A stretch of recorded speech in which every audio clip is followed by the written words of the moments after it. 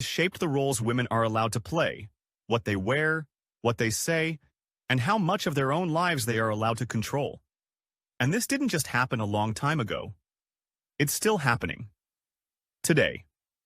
In broad daylight. Backed by sacred texts and defended in the name of holiness. It starts early. In many religious households, a girl is raised to believe her highest purpose is to serve, not to explore the world, not to develop her potential, but to be obedient, to remain pure, to marry young, and above all, to please others, especially men. These aren't just cultural practices. They're often justified directly through scripture, preached from pulpits, taught in religious schools, and passed down like heirlooms. In some religions, a woman's testimony in court is worth less than a man's. In others, women can't lead a prayer, enter sacred spaces during menstruation, or even speak freely in places of worship. These restrictions are rarely seen as oppression by those inside the system. They're called divine orders or moral protections. But take away the religious label, and they look a lot like control. Modesty rules are another example. Girls are taught their bodies are dangerous, not to them, but to the men around them. If a man is tempted, it's her fault. If she's harassed, maybe she was dressed too loosely. If she's assaulted, the community wonders why she was walking alone. This belief doesn't grow out of thin air. It's planted by scriptures and nourished by sermons that teach shame as a virtue. In countries where religion has political power, the laws reflect these ideas.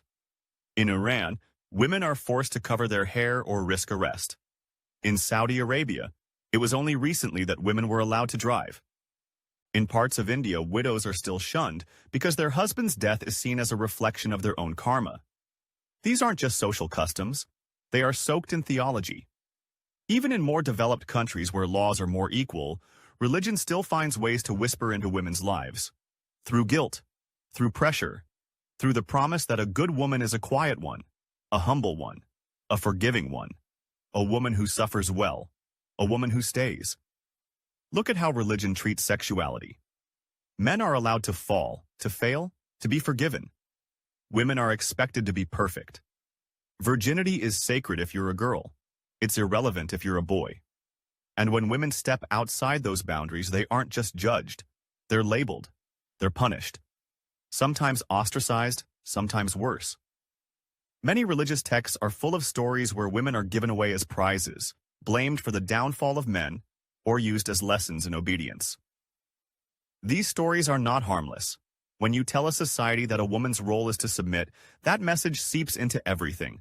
Into the laws, into the relationships, into the everyday moments where a girl is told not to be loud, not to be bold, not to question too much.